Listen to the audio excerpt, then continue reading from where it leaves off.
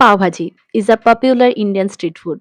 এখনো সেই দিনটা মনে আছে যখন মুম্বাইতে গিয়েছিলাম বাবার সাথে ঘুরতে, তখন খেয়েছিলাম মুম্বাইয়ের বিখ্যাত স্ট্রিট ফুড পাওভাজি। তা কদিন ধরে ভাবছিলাম যে পাওভাজি বানাবো, তাই ভাবাও শেষ আর একদম বাজার করতে চলে গেলাম। পাওভাজি বানাতে গেলে অনেক রকম ভেজিটেবলস লাগে, আর অবশ্যই পাওভাজি মশলা তো লাগেই। যদিও সময় বেশি ছিল না, তাই এভারেস্টের পাওভাজি মশলা কিনে নিলাম। তবে বাড়িতেও পাওভাজি মশলা বানাতে পারো।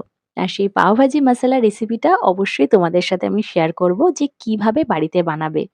তবে পাওভাজি বানাতে গেলে এটা একটু মাথায় রাখতে হবে যে যাতে সব ভেজিটেবলস গুলো ভালোভাবে ম্যাশড হয়ে যায়।